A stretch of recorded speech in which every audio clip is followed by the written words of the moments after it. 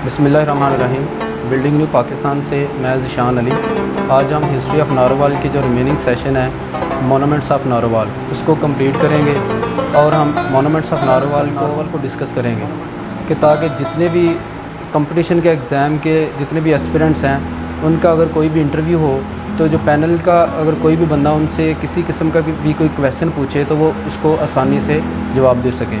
तो नारोवाल की अगर मोनूमेंट्स की बात की जाए तो आप सबके जहन में करतारपुर कॉरिडोर का अक्स आएगा, लेकिन मैं चाहूँगा कि इस वीडियो के एंड पे हम लोग उसको डिटेल से उसके ऊपर बात कर सकें। तो इसलिए जो दीगर मोनूमेंट्स हैं पहले हम उसकी तरफ चलते हैं। तो सबसे पहले जो मोनूमेंट आती है नारोवाल में वो फैज़ अहमद फैज़ पार्क है। फैज़ अहमद फैज़ पार्क जसड़ के करीब वाक़ है। फैज़ अहमद फैज़ जो पार्क है वो उन्हीं के नाम से मंसूब किया गया है, चूँकि उनकी बर्थ नारोवाल के गांव काला कादर में हुई थी जो आजकल फैज़ नगर के नाम से जानी जाती है।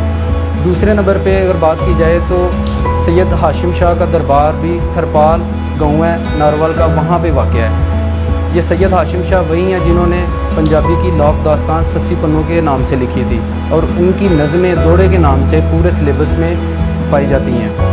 तीसरे नंबर पे अगर देखा जाए तो तहरीक पाकिस्तान के रुकन और कायद आज़म के साथी पीर जमात अली शाह साहब का जो मज़ार है वो भी नारोवाल के गांव अलीपुर सईदा शरीफ में वाक़ है और ये गांव तकरीबन 20 किलोमीटर की मसाफत पर नारोवाल सियालकोट रोड के ऊपर वाक़ है।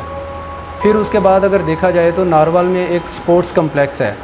इसमें तकरीबन हर किस्म की ग्राउंड भी मौजूद है और ये एक प्रपोज कहा जाता है कि यहाँ पे इस नारोवाल स्पोर्ट्स कम्प्लेक्स को एशिया की एक स्पोर्ट्स यूनिवर्सिटी होने का भी दर्जा हासिल है। उसके बाद अगर बात करें तो नारोवाल में तकरीबन 2 तरह के फोर्ट्स हैं, एक किला शकरगढ़ और दूसरा किला सोबा सिंह।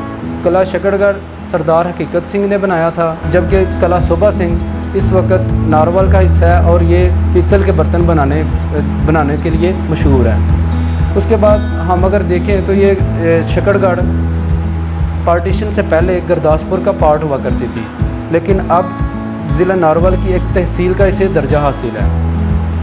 अब हम चलते हैं करतारपुर कॉरिडोर की तरफ। करतारपुर बेसिकली संस्कृत ज़बान का एक लफ्ज़ है जिसका मतलब है दी लैंड ऑफ गॉड या फिर क्रिएशन ऑफ गॉड। बेसिकली जो करतारपुर है वो एक टाउन का नाम है जिसको एक वजह से ज़्यादा अहमियत हासिल है वहाँ पे मौजूद गुरुद्वारे की वजह से।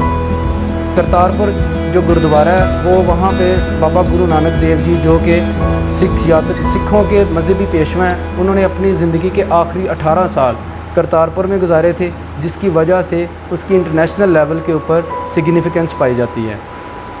अब अगर हम लोग देखें कि करतारपुर कॉरिडोर की लेंथ कितनी है, करतारपुर कॉरिडोर तकरीबन 4.7 किलोमीटर की इसकी लेंथ है, जबकि जो रावी के ऊपर जो ब्रिज बना हुआ है 2 जगहों को आपस में कनेक्ट करने के लिहाज से उसकी जो लेंथ है वो 800 मीटर है। करतारपुर कॉरिडोर की अगर हिस्टोरिकली अगर देखा जाए कि ये जो मंसूबा है ये कब शुरू हुआ है और इसकी जो मूवमेंट्स हैं वो कब चली थी, तो इसका हमें 1965 से देखना पड़ेगा कि 1965 में जो वार हुई थी उससे पहले जितने भी सिख यात्री थे वो बॉर्डर को क्रॉस करके पाकिस्तान आते थे, अपनी मजहबी रसूमात अदा करके फिर वापस चले जाते थे। लेकिन 65 की वार के बाद चूँकि सारे के सारे हालात चेंज हो गए थे, बॉर्डर में रिस्ट्रिक्शंस हो गई, रूल्स एंड रेगुलेशंस को फॉलो करना पड़ा, जिसकी वजह से ये जो उस टाइम जो ब्रिज था उसको कोलैप्स कर दिया गया और सिख यात्री उसके बाद यहाँ पे अगर आते थे तो वो वीज़ा लेके फिर आया करते थे और ये काफ़ी लेंथी प्रोसेस होता था। उसके बाद अगर देखा जाए तो 1998 में अटल बिहारी वाजपेयी और पाकिस्तान के उस टाइम के वज़ीर आज़म नवाज़ शरीफ इन दोनों की मीटिंग लाहौर में हुई थी और उस टाइम इस मुद्दे को उन्होंने आपस में डिस्कस किया था। फिर उसके बाद चूँकि कारगिल वार हो गई इस वजह से इस प्रोजेक्ट को डिले होना पड़ा, ये प्रोजेक्ट डिले हो गया।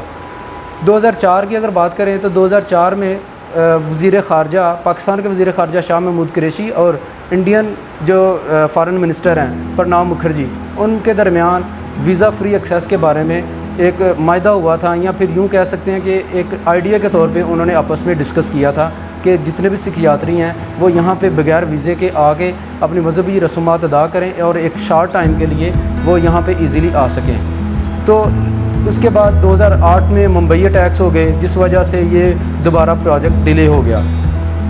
तीसरे नंबर पे रिसेंटली जो मूवमेंट्स चली हैं ये کافی اچھی موومنٹ چلی کہ پاکستان کے موجودہ پرائم منسٹر عمران خان نے الیکشن جیتنے کے ساتھ ہی ایک پریس کانفرنس میں انڈیا کے ساتھ اچھے ریلیشن شپ بلڈ کرنے کا عندیہ دیا، اور یہ کہا کہ انڈیا کے ساتھ اور دیگر جتنے بھی ہمسایہ ممالک ہیں ہم ان سب کے ساتھ اچھے ریلیشن شپ بلڈ کرنا چاہتے ہیں۔ اس کے بعد انہوں نے جب اپنی آتھ ٹیکنگ سیریمنی کے دوران اپنے کرکٹر ساتھی نوجوت سنگھ سدھو کو انوائٹ کیا تو انہوں نے موجودہ army chief general Qamar Javed Bajwa کے ساتھ میٹنگ کی، اور اس کے دوران انہوں نے جنرل قمر جاوید باجوہ نے اس چیز کے بارے میں ان سے مشاورت کی کہ ایسا ہو سکتا ہے کہ ہم لوگ 550ویں سالگرہ کے موقع پر بابا گرو نانک کا جو دربار ہے اس کو ویزا فری ایکسیس کے لیے آپ لوگوں کے لیے اویلیبل کر دیں۔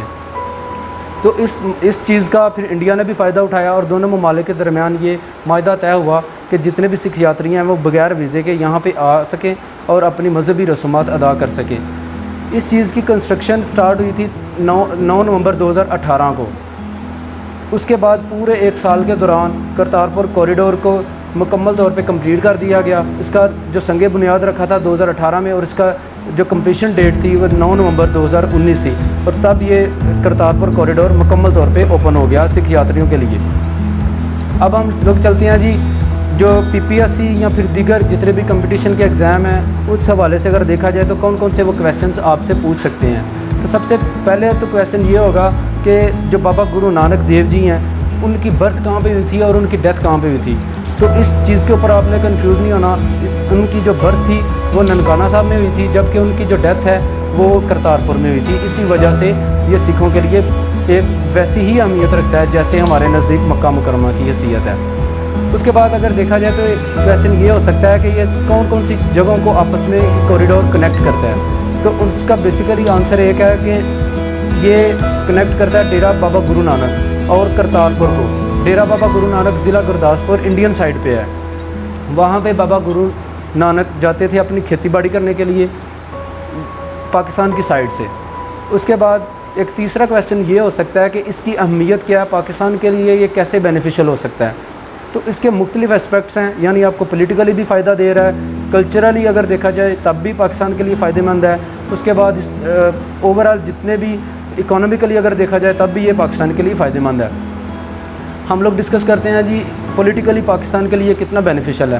تو پاکستان کا جو ایک اسٹیٹ آف ٹیررزم کے نام پہ ایک دبا لگا ہوا تھا پاکستان کے اوپر، یہ بھی ریموو ہوا ہے۔ اس کے بعد پاکستان کا جو سافٹ امیج ہے پوری دنیا کے نزدیک وہ بلڈ ہوا ہے۔ انٹرنیشنل کمیونٹیز پاکستان کی اس کاوش کو سراہ رہے ہیں، ڈے بائی ڈے اس کو اپریشیٹ کرتے ہیں۔ اس کے بعد اگر کلچرلی دیکھا جائے تو سوشلی یا کلچرلی اگر دیکھا جائے تو پاکستان کا جو یہاں سے جانے والے لوگ اور بارڈر سے آنے والے لوگ، بارڈر کے اس طرف سے آنے والے لوگ آپس میں جب ایک دوسرے کے ساتھ اپنا کلچر شیئر کریں گے، ایک ٹالرنس کا لیول ان کا انکریز کرے گا، جو ایکسٹریمزم ہے ان میں بھی کمی آئے گی، ایک دوسرے کے ساتھ جو ایک میوچل انڈرسٹینڈنگ ہے وہ بھی ڈیولپ ہوگی۔ اس کے بعد اگر اکانومیکلی دیکھا جائے تو ہر سکھ یاتری $20 جمع کروانے کے بعد پاکستان آ سکتا ہے اور یہاں پہ اپنی مذہبی رسومات ادا کر سکتا ہے۔ تو جو پاکستان کے فارن ریزروز ہیں وہ بھی اس حوالے سے انکریز ہوں گے، کیونکہ ہر ایک بندہ اپنے جو $20 فیس ہے سروس چارجز کی مد میں وہ جمع کروائے گا اور پھر آ کے یہاں پہ اپنی مذہبی رسومات ادا کر سکے گا۔ جو اینڈ پہ جو میں اپنے انٹرویو کے تجربے کی بنیاد پہ آپ سے یہ بات شیئر کروں کہ مجھ سے انہوں نے سیکیورٹی کنسرنز کے حوالے سے پوچھا تھا کہ کیا ایسا ممکن ہے، کیا ایسا نہیں ہو سکتا کہ وہاں سے انڈین سائڈ سے یہاں پہ جاسوس آ جائیں، تو آپ لوگ کیا کر سکتے ہیں۔ تو آپ نے اس معاملے میں بھی ذرا کنفیوز نہیں ہونا، مطلب یہ اس سوال کا جواب یوں آپ دے سکتے ہیں کہ جتنی بھی ہماری انٹیلیجنس ایجنسیز ہیں یا جتنے بھی ڈپارٹمنٹس ہیں لائک فارن منسٹری ہے، انٹیریئر منسٹری ہے، وہ سنرجیٹک وے میں جا کے اپنا کام کر رہی ہیں، اور یہ ممکن نہیں ہے، باقاعدہ بائیو میٹرک نظام ہے وہاں پہ۔ اس بائیو میٹرک کروانے کے بعد، پاسپورٹ بنوانے کے بعد ہر ایک بندہ پاکستان ٹریول کرتا ہے، اس کے بعد وہ ایک سارا ایک پروسیس ہے جس کو فالو کرنا پڑتا ہے، لہٰذا اس چیز میں کسی قسم کی کوئی ایمبیگوٹی نہیں ہے کہ کوئی یہاں پہ جاسوس آئے گا، اس طرح کی کوئی مسئلہ نہیں ہے اس حوالے سے۔ تو یہ تھا آج کا ہمارا کرتارپور کوریڈور اور مکمل طور پہ جو ہسٹری آف ناروال تھی اس کو آج ہم نے کمپلیٹ کیا۔ باقی بھی انفارمیٹیو ویڈیوز آتی رہیں گی انشاءاللہ، تو آپ اس چینل کو ضرور سبسکرائب کریں۔ اللہ حافظ۔ I'm an icon, man, and my girl about a 10. I Let you fuck her in the Benz. Niggas say they run my